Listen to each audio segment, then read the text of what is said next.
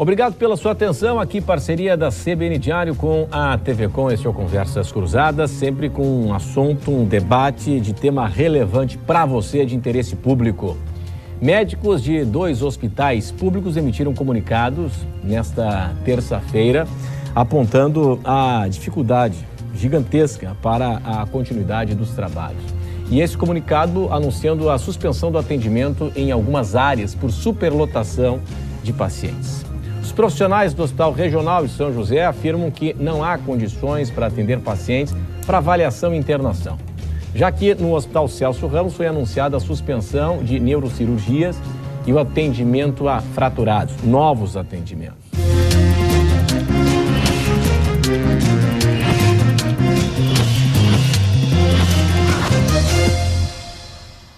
Nós tentamos convidar aqui representantes da Secretaria Estadual da Saúde, do Estado, claro, mas não foi possível. O secretário João Paulo Kleinman, hoje já ex-secretário, deixou o cargo no final de dezembro, e o futuro secretário, o deputado Vicente Caro Preso, vai assumir somente na semana que vem. Para a RBS TV, a superintendente de serviços especializados em regulação na Secretaria, Lúcia Regina Schutz, informou que os atendimentos estão normalizados e não houve suspensão de atendimentos. Alega que as declarações dos médicos se deram por desespero, devido ao estresse com as unidades lotadas. Bom, esse é o nosso assunto hoje. 991813800. Este é o WhatsApp da CBN para você interagir aqui conosco. Hoje nós recebemos Elga Bresciani, que é presidente do COREN, Conselho Regional de Enfermagem, aqui em Santa Catarina. Ainda o diretor jurídico do Sindsaúde, o Sindicato dos Servidores na área de saúde em Santa Catarina, Wallace Fernando Cordeiro, e o Dr. Vânio Lisboa, que é o presidente do CIMESC, o Sindicato dos Médicos em Santa Catarina. Pessoal, obrigado aí pela atenção de todos. Eu queria começar contigo, Wallace. O atendimento está normalizado, como diz a Secretaria Estadual da Saúde? Há muito tempo não está. Há muito tempo a gente vem sofrendo com falta de servidores e também com um corte na saúde, né? Desde os últimos 2 anos, os recursos da saúde vêm sendo cortados, inclusive em contratos de contratualizações feitas com os hospitais credenciados e com os hospitais filantrópicos e também com as OS. E a falta de material, né? Que volta e meia os fornecedores não recebem por parte da secretaria e vem faltando, né? Falta de pirona, captopril, vitamina, água, alimentação. Água? Exatamente. A gente teve episódios de falta de abastecimento de água mineral, porque os pacientes não tomam a água da torneira do hospital, e sim água mineral. E houve episódios de falta até de água. É uma situação realmente dramática, né? Porque quando nós temos aí, no mesmo dia, 3 notas assinadas por médicos, eu queria saber do senhor, isso representa um gesto de desespero? Seria um gesto assim para buscar provocar uma reação por parte do Estado, ofertando condições de trabalho? O que representa esse tipo de ação, né, de divulgar 3 notas públicas, né? Certo. Olá, Wallace. Olá, Elga, Renato. Nada de desespero. Não tem nenhum médico desesperado. Nós estamos realmente muito preocupados com o rumo que está seguindo a saúde do estado de Santa Catarina. Um estado, um governador que tinha priorizado a saúde, nós estamos entrando numa situação em que realmente está ficando difícil todo o atendimento. Atendimento por falta de quê? Por falta de funcionários, por falta de material, por falta de vontade política para fazer a saúde acontecer no estado. Pois é, então o ponto central é falta de pessoal, de enfermeiros, de auxiliares de enfermagem. E aí imagino que acaba sobrecarregando o trabalho de quem está no dia a dia, não? Olá, com prazer que a gente está aqui. O quantitativo, a saúde a gente presta com qualidade quando tem um quantitativo e um qualitativo idealizado, né? O COREN, desde 2012, já vem conversando, notificando a falta de profissionais de enfermagem, de auxiliares, de técnicos, de enfermeiros nas unidades hospitalares da Secretaria de Saúde, né? Em 2012, a gente entrou com uma ação civil, inclusive, contra o governo do estado para contratação. O déficit de todos os hospitais do estado, na época, eram 1.400 profissionais de enfermagem. Qual ano isso? 2012, tá? Nós estamos com recurso no Supremo, que o Judiciário alega que a gente não pode promover gastos por ser do setor público, né? Então, a gente está com recurso no Supremo desde o final de 2013. Esse cálculo é baseado num protocolo? Isso. O Conselho Federal de Enfermagem tem uma resolução que faz que a gente calcula, o enfermeiro pode calcular o quantitativo de profissionais de enfermagem baseados na gravidade do paciente, na idade do paciente e o setor de atendimento. Tá? Tem um quantitativo que o enfermeiro da unidade ele faz, tá? Para dizer o número mínimo de profissionais de enfermagem que precisa para isso. Faz muito tempo que esse número mínimo não é cumprido, tá? E quando a gente pensa em segurança do paciente, qualidade de atendimento ao paciente, perpassa por esse quantitativo, né? Nós temos ocasiões que um técnico de enfermagem está cuidando de 25 pacientes. Um técnico? Um técnico de enfermagem. E qual é o padrão? Qual é o padrão? O padrão eu teria que ser em cima do cálculo do tipo do paciente, para me dizer assim, é 1 para cada 5, isso não, porque depende, o paciente com cuidados mínimos é 1, com cuidados intermediários é outros, com cuidados graves é outro. Os profissionais enfermeiros, coordenadores de unidades, anualmente eles são cobrados pelo Corém para eles fazerem esses cálculos. Uhum. Quando fazerem esses cálculos, a gente orienta deles registrarem junto ao gestor o quantitativo que eles precisam. Né? Isso em todos os hospitais, não só do público, mas o nosso grande problema é o investimento na saúde. Né? É muito discurso que a saúde é prioridade, mas o Wallace já citou na questão de material, de quantitativo, tá? E o quadro, ele é muito grave na medida em que nós temos um problema de arrecadação, que é fato, enfim. Nós temos aí, em função das demissões, muitos trabalhadores que perdem os seus convênios com planos de saúde, isso acaba sobrecarregando a rede pública. E um dado oficial que eu obtive junto à Secretaria Estadual da Saúde, dando conta do número de leitos aqui em Santa Catarina nos hospitais públicos. E houve uma redução no ano passado. Houve uma redução de leitos em função da falta de pessoal. Quer dizer, em janeiro de 2016, eram 1.919 leitos hospitalares. O último dado que eu tinha aqui, até outubro de 2016, baixou para 1.897, ou seja, menos 22 leitos hospitalares, por falta de pessoal. Tem gente que morre em função disso? Olha, Renato, é só verificando nas emergências dos hospitais. Chegando ali, você vai ver a pessoa desesperada por um atendimento, porque a única alternativa dela é buscar o hospital público, né? E muito desse déficit vem decorrendo já, não somente por causa da crise. Em 2006, os servidores da saúde eram em número de 16.951 servidores. Em 2012, que foi o último concurso, a gente já estava com 10.187 servidores. Hoje, em novembro de 2016, a gente estávamos com 9.734 servidores. Esse é o déficit que a gente tem na saúde. Está no portal da transparência, é só clicar lá o número de servidores ativos da Secretaria do Estado da Saúde, tá? Isso é gritante. Número de leitos, a gente trouxemos imagens aí, nós temos unidades inteiras fechadas, que praticamente é um hospital dentro do Celso Ramos. Sim. Nós temos a antiga ortopedia que ficava em cima da emergência, que são 50 leitos, está até hoje fechada. Por falta de pessoal.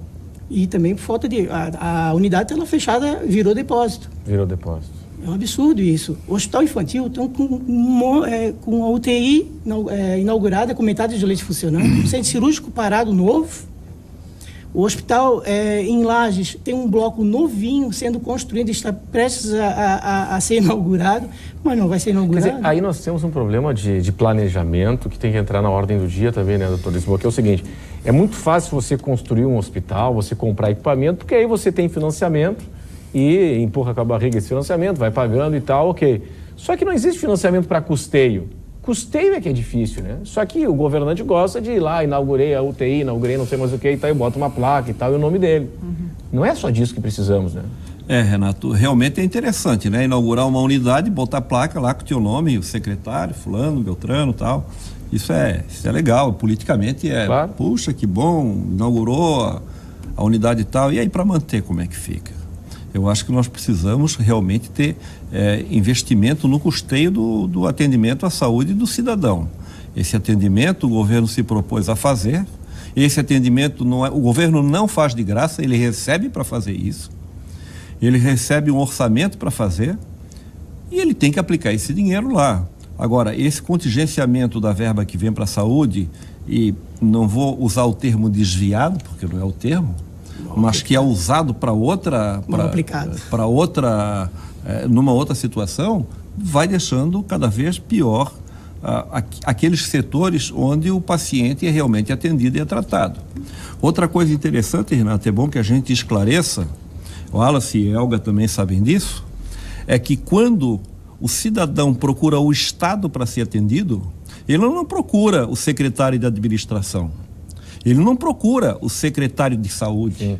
Ele não procura o secretário de finanças. Ele procura o médico, o enfermeiro, que está lá no posto de saúde, na porta da emergência dos hospitais. Nós médicos, vocês da enfermagem, nós somos o Estado atendendo o cidadão.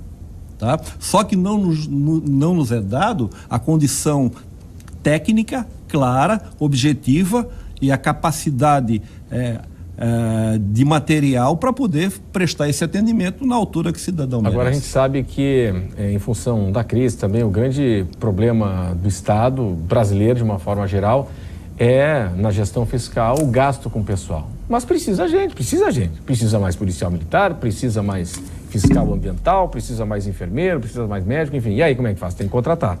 Mas aí tem a lei de responsabilidade fiscal, tem a questão do orçamento e o percentual da folha, que acaba consumindo aí grande parte desse orçamento, e por aí vai.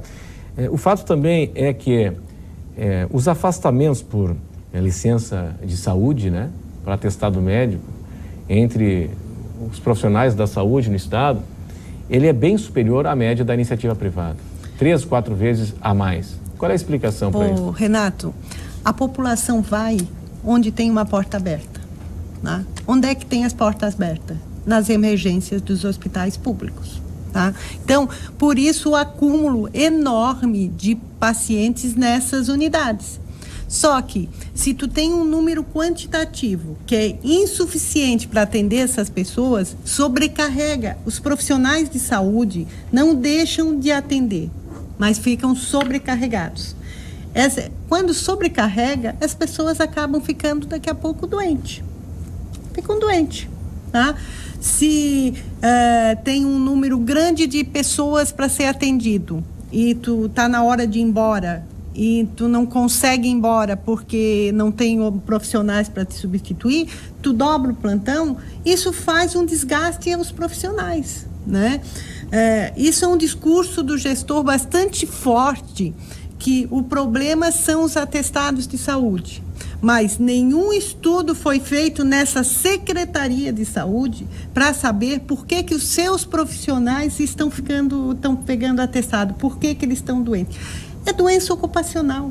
A enfermagem, ela tem um grande número de atestado em ortopedia, por causa das colunas. Porque é a enfermagem que pega o paciente no colo, pega o paciente no colo, maca, carrega a maca. E quando se tu precisa de 3 pessoas para pegar aquele paciente no colo, tu tem só uma, o paciente não deixa de ser colocado, atendido, claro. De ser atendido.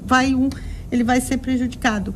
Muita questão de depressão, porque se tu está insatisfeito com o teu trabalho no no que tu estás fazendo, no que tu sabe que é o ideal, tu acaba ficando doente com aquilo. Então, esse é um discurso, a gente sabe que é um discurso forte do gestor, mas o Corém entende que tem que ser feito um estudo. Sim. O que está acontecendo com esses profissionais? E dá uma atenção para esses profissionais. E dá atenção, tá? Porque também a gente precisa quantitativo e qualitativo. Qualitativo tem que ter capacitação permanente.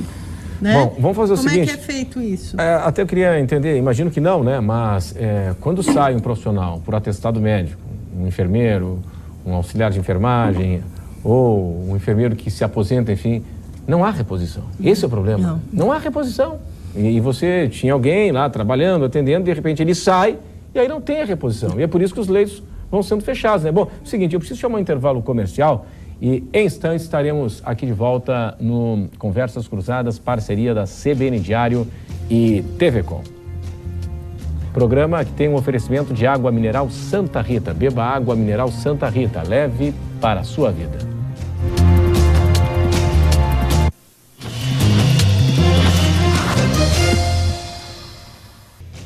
A crise na saúde pública, os hospitais aqui na Grande Florianópolis, nesta semana, apenas num único dia, 3 notas assinadas por médicos, uma nota que veio do regional, 2 notas assinadas por médicos do Celso Ramos, dizendo que não tem mais condições de atender novos pacientes em função da precariedade, da falta de pessoal, da superlotação. É o nosso assunto hoje. Você pode participar do programa no telefone 991813800. Hoje nós recebemos Vânio Lisboa, que é presidente do Sindicato dos Médicos em Santa Catarina, o Wallace Fernando Cordeiro, diretor jurídico do Sind Saúde, e Elga Bresciani, que é presidente do Conselho Regional de Enfermagem. Wallace, eu estava falando aqui o seguinte, então pega um enfermeiro, pega um auxiliar de enfermagem, e ele sai por atestado médico, ou ele se aposenta, não tem a reposição. Não tem, né?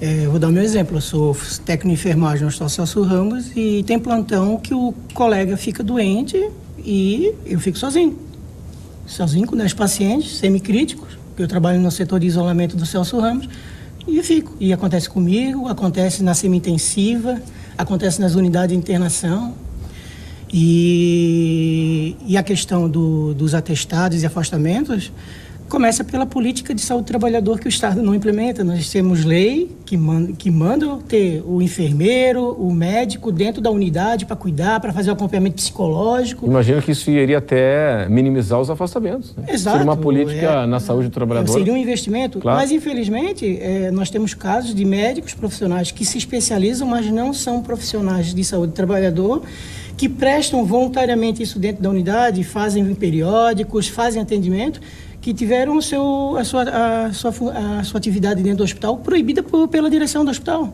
como aconteceu no hospital infantil. Isso é um absurdo. A gente não tem saúde do trabalhador.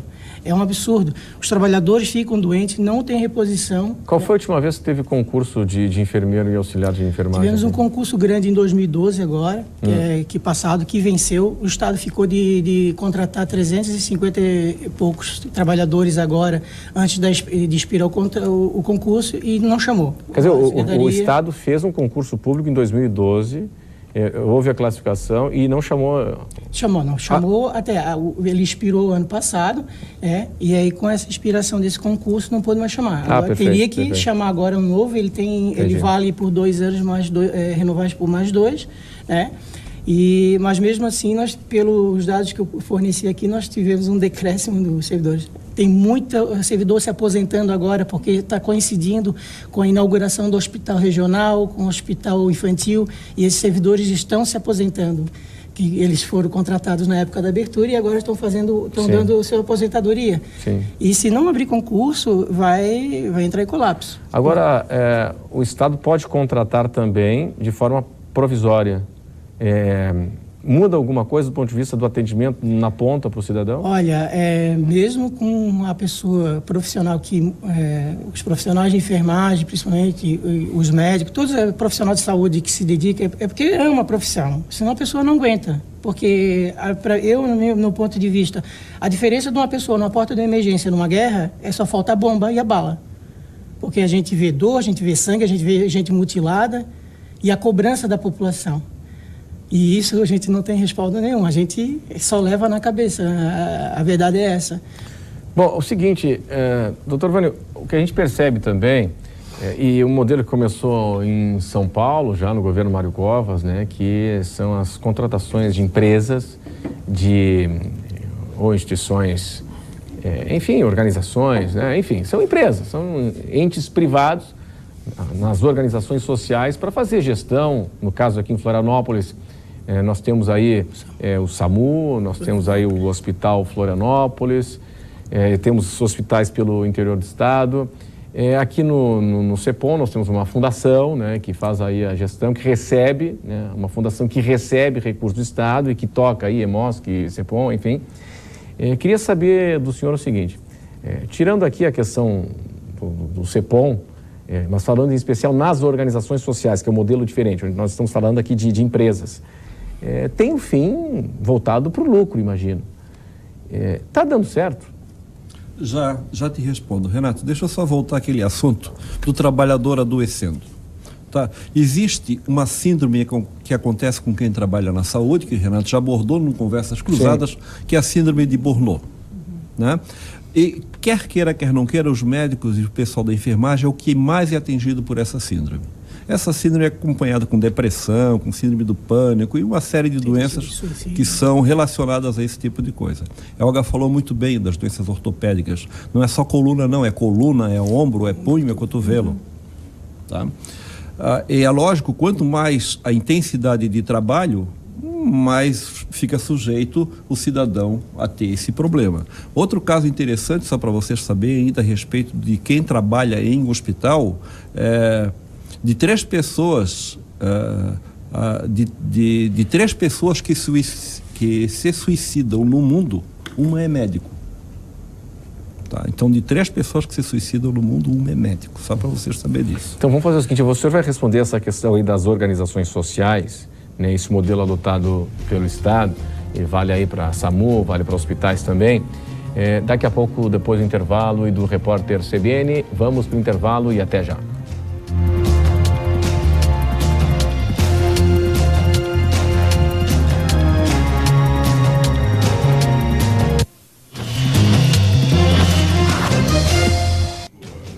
Conversas Cruzadas, parceria da CBN Diário e TV Com. A crise nos hospitais públicos na Grande Florianópolis. Nesta semana tivemos, num único dia, 3 notas assinadas por médicos, uma nota do Hospital Regional de São José e 2 notas de médicos do Hospital Celso Ramos, aqui em Florianópolis, dizendo que não tem mais condições de atender novos pacientes pela falta de estrutura e pela superlotação. É disso que nós estamos tratando hoje. Aqui, claro, nós convidamos também representantes da Secretaria Estadual da Saúde. As portas estão sempre abertas e ninguém foi encaminhado para o debate. Hoje nós estamos na companhia do presidente do Sindicato dos Médicos em Santa Catarina, Simesc, Vânio Lisboa, Wallace Fernando Cordeiro, que é diretor jurídico do Sind Saúde, e Elga Bresciani, que é presidente do Conselho Regional de Enfermagem.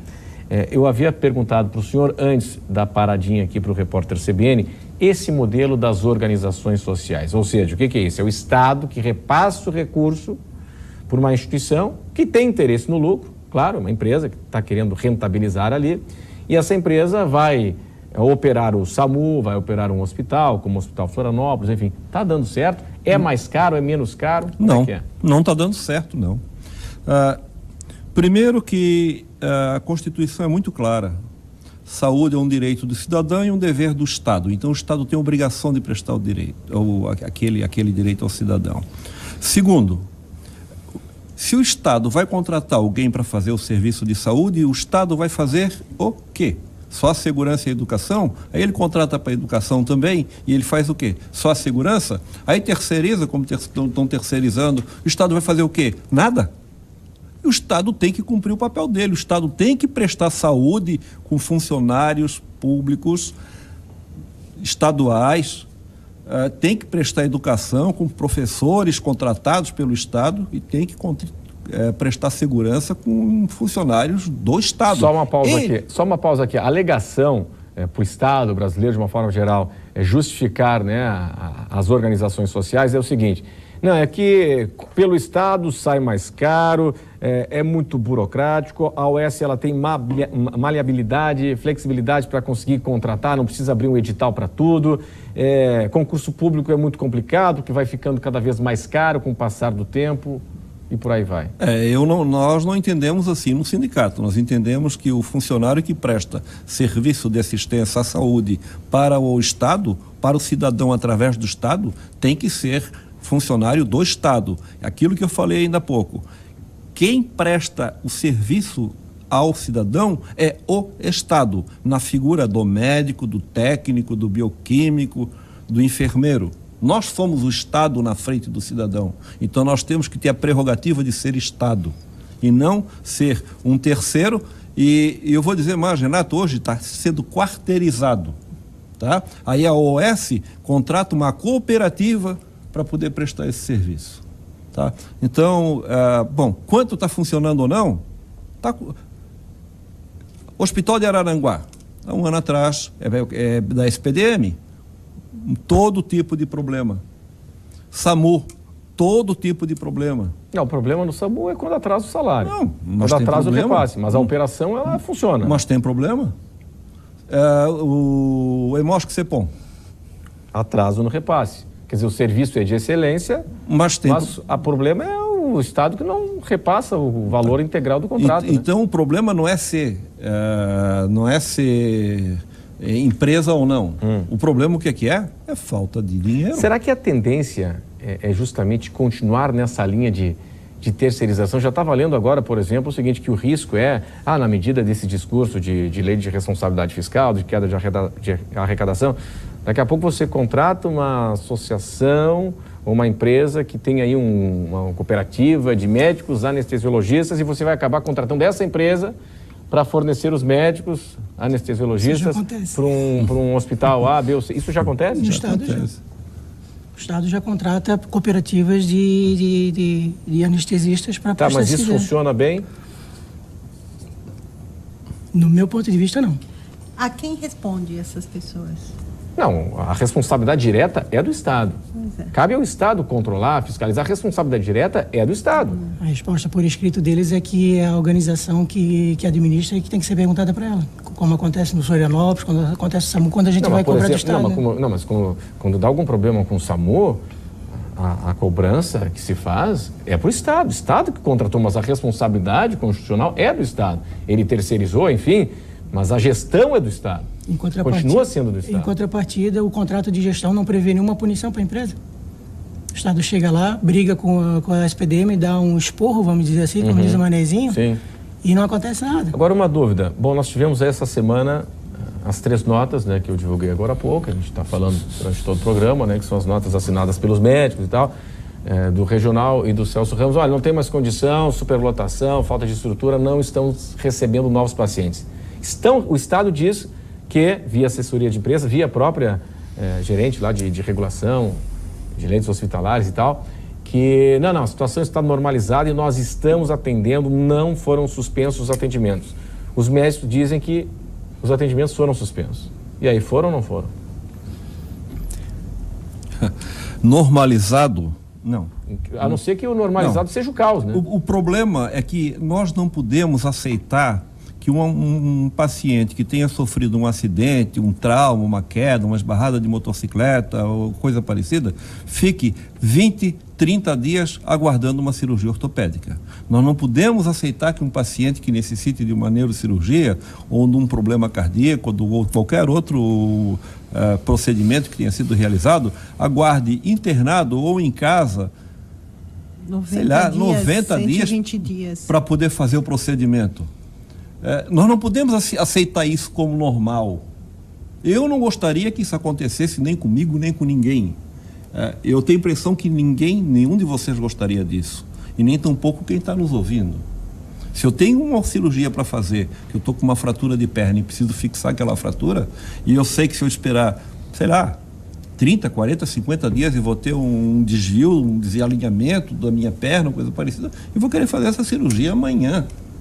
Né? Então, aceitar isso como normal, não dá. O Estado que nos perdoe, a dona Lúcia Regina Schutz foi quem deu a entrevista, que disse que está normalizado. Nós entendemos que não está nada normalizado. Ao contrário, nós temos que normalizar, mas normalizar dentro de critérios de qualidade. Renato, uma coisa que diz, se o problema é o número de profissionais, então por que a gestão não resolve as condições de trabalho? Né? Nossos hospitais, os ar-condicionados estão quebrados. Pro hospital é luxo, tá? Mas Legislativa não. Para a Assembleia Legislativa eles não trabalham. Onde é que está quebrado o ar-condicionado? O ar-condicionado do Celso Ramos tem mais de 11 anos, é um Chile, é um ar-condicionado central. Enquanto já foi trocado 2 vezes do centro administrativo, o nosso ainda tem 11 anos. Tá, mas hora funciona, hora não funciona? E sempre quebra constantemente, porque é um equipamento velho, ultrapassado, não é moderno, e além disso leva infecção para dentro do hospital, porque o bichinho fica passeando no ar, no chão. Não é só o profissional, como muita gente diz, que o profissional aqui foi descuidado. Esse ponto, principalmente na questão da limpeza, que a gente bate muito, nós tínhamos muitos profissionais de limpeza, hoje é terceirizado, é 1 para 2 andar. Então, ele limpa o lugar sujo do andar de baixo, leva a bactéria do lado de cima, porque ele usa o mesmo balde, às vezes o mesmo pano, porque a empresa economiza no sabão, na que boa, e aí por aí vai, né? E os micro-organismos, eles se proliferam, isso todo mundo que é da área da saúde sabe, se proliferam no calor. Então, quando há um aumento de infecções, a culpa é dos profissionais que não tomam cuidado. Mas e as condições de trabalho? Hoje em dia não tinha luva. O material de qualidade, se é para feito. Porque, assim, pelo que a gestão fala, eles não podem resolver porque não tem, não pode contratar mais pessoal. Mas auditor fiscal para arrecadação pode contratar? Mas profissional de saúde para atender a população não pode. É porque o auditor arrecada dinheiro para o Estado? Não estou dizendo que não é necessário, talvez acho que é muito importante. Não é defesa do governo, dinheiro é necessário para fazer concurso público. É importante, mas aí não pode dizer que o profissional de saúde é desnecessário, porque a gente precisa atender a população. Quando chega a população nas emergências dos hospitais, os profissionais que têm que atender, mas se não tem maca, tu coloca onde? Há um mês atrás fizeram massagem cardíaca no paciente no chão, porque não tinha maca na emergência. E a gente vai fazer no chão, no meio da rua, porque o profissional, trabalhando de folga, eu vou atender a população, porque é que nem eu disse no início, eu escolhi essa vida, não é porque eu acho bonito esse vestido de branco, é porque eu gosto de ajudar as pessoas. E o profissional na porta da emergência, dentro do hospital, vai atender no chão, vai atender onde for. Enquanto isso, a gente está lá na frente dando a cara a tapa, cadê o governador? Ele não aparece na televisão, ele está em Brasília o tempo todo defendendo a crise dos estados, mas ele não vem aqui mostrar o rostinho dele na porta da emergência do Celso Ramos. Agora, a questão que revolta muito, né? São esses leitos fechados, né? Esse é o negócio que mostra também falta de planejamento, né? Então você tem aqui o hospital inaugurado, foi uma polêmica toda em Biguaçu. É novela. É uma novela gigantesca, também operado aí por uma instituição, uma ONG, uma organização social, um ente privado, enfim, e com leitos fechados também, não está operando integralmente. Então a gente não precisa de novos hospitais, a gente precisa de gente para trabalhar nos hospitais já existentes. Agora, doutor Lisboa, é o seguinte, o recesso na área da saúde, quer dizer o seguinte, consultas médicas na área da saúde pública foram suspensas, exames foram suspensos, cirurgias eletivas suspensas, recesso na saúde, isso aí não congestiona ainda mais o sistema? Com certeza, Renato, com certeza. Leitos fechados, problema de custeio, isso é tranquilo. Quando não tem consulta, não tem cirurgia, não gasta fio, não gasta anestésico, não gasta nada. É economia para o Estado. Tá, então é uma baita de uma economia para o Estado. O Estado tem interesse que isso aí não aconteça. O Estado tem interesse que o médico não trabalhe, que o profissional da enfermagem não trabalhe. E, aliás, eu acho que nós somos a única categoria profissional, quando falo em categoria, eu estou falando da saúde de uma maneira geral, que briga para poder trabalhar. Nós brigamos para poder trabalhar. Nós estamos aqui deixando, né, essa bela ilha de Florianópolis, que hoje está um dia maravilhoso de sol. Sim. Deixando a praia para... É isso que o senhor quer dizer. Tive que sair da praia para estar aqui falando contigo. Para discutir esse assunto, por quê? porque nós estamos brigando para trabalhar. É como falou o Wallace, a gente não trabalha só pelo dinheiro, é lógico que isso é importante, nós também temos conta para pagar. Mas nós temos uma missão e nós vamos prestar essa missão para a população. O recesso atrapalhou? Bom, na área hospitalar não, porque as pessoas, os profissionais de saúde que trabalham no hospital, eles trabalham todos os dias do ano, 24 horas. Não tem recesso. Não tem recesso. Mas ambulatorialmente... Claro. Eu concordo com o doutor Vânio. É uma economia para o Estado, mas uma economia que reflete na saúde da população. Então, claro, aí começa, incrementa esse caos aí. Sim, porque uma pessoa que está esperando uma consulta 6 meses e essa consulta cai no recesso e é cancelada, quantos meses mais ela vai levar para fazer essa consulta? Um exame de tomografia, né? Tirando que a Florianópolis tem uma característica atípica, que a maioria das cidades do interior, elas se esvaziam no final do ano, aqui ela triplica o número da população. E o Sistema Único de Saúde, é claro, nós temos que atender todos, né? Então, se vier 1 milhão de turistas para a cidade, nós temos que atender essas pessoas que sofrem acidente, que ficam doentes, que acabam procurando as portas das emergências, né? Ou sobrecarrega as UPAs, no caso do município, né? Mas a gente dizer que é normal um recesso, né? Também não concordo que tenha recesso em área nenhuma. Inclusive, eu até comentei isso hoje cedo no Bom Dia Santa Catarina. Eu imagino que daqui a 30 anos nós vamos olhar para o passado e percebi o seguinte: eu não acredito que há 30 anos o pessoal ainda fazia recesso. E eu não estou falando só na área da saúde, vale para o judiciário, vale para a Assembleia Legislativa, para o Ministério Público, está tudo parado. Mas tem o pessoal de plantão. Sim, mas está parado. Bom, nós vamos para o intervalo e em instantes voltaremos aqui na sequência do Conversas Cruzadas, parceria da CBN Diário e TV Com. E o recado para você: beba água mineral Santa Rita, leve para a sua vida.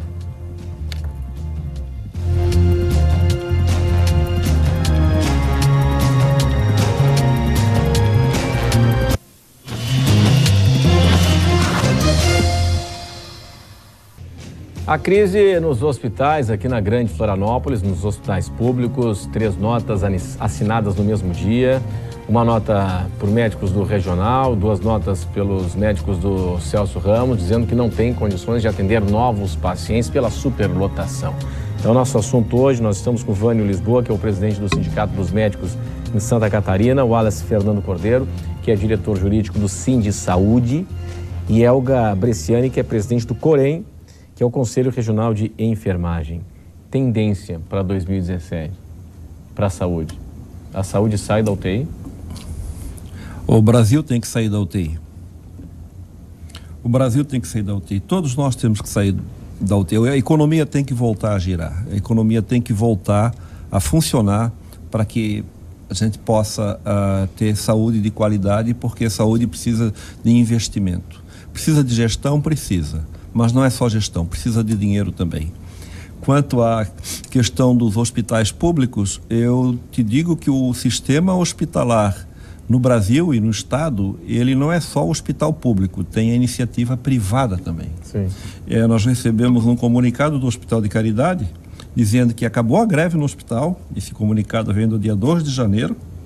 Informamos ainda que os problemas administrativos com a Secretaria Municipal de Saúde foi resolvido e todos os atendimentos SUS serão normalizados a partir de hoje. Então, está na hora de o governo usar a rede privada para suprir a necessidade que a população realmente exige e não só se limitar a atender nos hospitais que são da rede própria. Bom, e no caso do Caridade, é um hospital privado, mas tem recurso SUS e faz atendimento SUS também, né? O Tom nos ingleses, no nosso WhatsApp, diz que o problema é que decisões são políticas partidárias que transformam aí órgãos públicos em cabides de emprego e inchaço da folha, orçamento, e na maior parte vai para o pagamento de salários, é o que diz aqui o Tom nos ingleses. 2017 na saúde, como é que ficamos? Nós esperamos, né, que saia do discurso que saúde é prioridade e ela realmente vire prioridade para o gestor público, né? Que a questão dos inchaços das folhas de pagamento é uma questão de gestão. O gestor tem que resolver isso. A população não pode deixar de ser atendida de forma qualitária e com segurança porque há má gestão, né?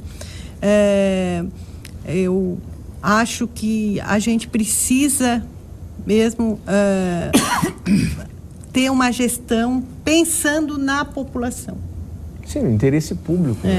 É isso que acho que é o grande problema, porque as gestões são feitas conforme os partidos. Claro. E na saúde isso nunca dá certo. Eu creio que esse é o ponto, independentemente de ser administração e gestão estatal, você terceirizar para uma organização social, o ponto é interesse público e seriedade. Se você privatiza com interesse em superfaturar e depois essa empresa mandar dinheiro para financiamento de campanha, doação de campanha, como aconteceu lá em Manaus, quer dizer, isso é um escândalo. Quer dizer, aí não adianta, aí não tem modelo que resista, né? Renato, um exemplo clássico que a gente tem aqui em Santa Catarina é a questão da terceirização do SAMU. O SAMU, antes de ser passado para a gestão da organização social, ele tinha 23 ambulâncias dentro do estado com centros de regulação para atendimento da população, mais o convênio com os helicópteros, né? Custava 2 milhões 900, 3 milhões. Hoje ele custa 3 vezes mais para as mesmas 23 ambulâncias. Não, mas ampliou o serviço. Não, ampliou a estrutura. Não ampliou a estrutura? Não, negativo. É a mesma estrutura. São 23 unidades avançadas pelo Estado. O doutor até me corrige se teve alguma alteração, mais o convênio com as aeronaves. É a mesma estrutura de quando era estatal, só que agora está mais caro, é isso? Exatamente. O hospital, o CEPOM EMOSC, né? O serviço é praticamente o mesmo. Nós estamos há 7 anos brigando pelo centro cirúrgico, mas teve reajuste na ordem de 200%. O serviço lá funciona, é de qualidade? Porque o dinheiro entra. Se o dinheiro entrasse na mesma proporção dentro do hospital público, a gente teria mármores dentro do hospital, teríamos ar-condicionado funcionando, teríamos profissionais trabalhando, mas não acontece isso. E em São Paulo e no Rio de Janeiro, essa situação de OS, ela vem se revertendo. A Justiça vem mandando retomar das unidades, porque é um sistema falido, não funciona. Assim que o dinheiro para de entrar, eles param de prestar assistência, diferentemente da gente. Se a gente fica sem receber salário, se tiver atrasado, a assistência vai ser mantida. O médico não abandona o paciente na unidade. No caso do SAMU, jamais o pessoal ficou até sem receber salário. Mantiveram o serviço. E mantiveram o serviço, hein? Para te ver o grau de comprometimento eu conheço o pessoal do SAMU, tem gente que anda com bolsa de socorrista dentro do seu carro pessoal. Sim. O pessoal trabalha muito bem. As pessoas amam o que fazem, né? E para 2017, infelizmente, a gestão é a mesma. Se a gestão não fez até agora, não acredito nela. Infelizmente, eu não acredito no governador, a não ser que ele tenha um choque de gestão dentro, pessoalmente, que ele faça e cumpra que a prioridade da saúde 1, 2 e 3 é a saúde mesmo. Bom, antes do encerramento, 1 minuto aqui. Se nós colocarmos aqui 2 pontos, subfinanciamento da saúde e gestão, qual é o peso para os dois? Subfinanciamento 70%, gestão 30%. Ok. Pessoal, nós estamos sobre a hora, obrigado pela atenção, Conversas Cruzadas aqui na TV Com em parceria com a CBN Diário, ele volta amanhã.